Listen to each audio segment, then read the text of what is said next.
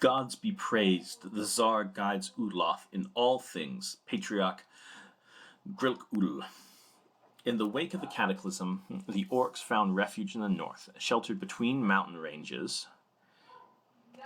For centuries, the various clans were at war with anything that got in their way, including each other. Several times an Orcish Empire would rise, either centered on the city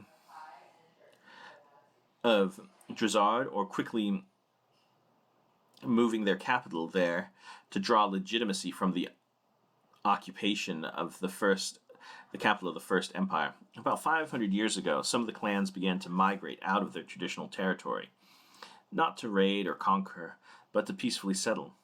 Those who settled in the plains south and west were incorporated into the Oghai culture, while those who migrated to the east into the mountains quickly found themselves in conflict with the dwarves there. In response to being expelled from the east, the Alog clan returned to their former homes to find them occupied and forced to seek refuge elsewhere. Eventually, they founded the city of Grendun, and tired of being rejected for their peaceful ways, decided on a more confrontational approach, quickly taking over nearby clans. As the Oghai expanded from the west, the Alog princes pushed in from the east. As the two empires pinched those in between, the traditionally Orcish territories would swear fealty to the Alog, while others would be absorbed into the Oghai Empire. With the traditional territory firmly under their control, the Alog prince declared himself Czar. Everyone expected them to move their capital back to Drazard, but instead they maintained it in Gredun, where he has also proclaimed himself the leader of the pantheon in Uloth.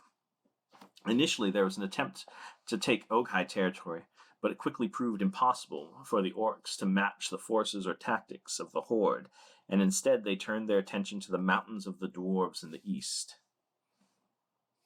Initially, the reunited kingdom of Uloth found success against the weaker dwarven kingdoms and duchies in the west of the mountains, but their advance quickly ground to a halt when they began encountering the states that were part of the Dwarven Confederation in the north, east, as well as the richer ones to the south that soon joined the Confederation. Soon the Uloth were pushed back to their original territory.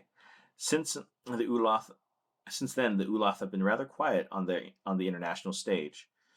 The prevailing conventional wisdom is that the Uloth will make their next expansion attempt to the west and strike at Zared and the lands of the goblins.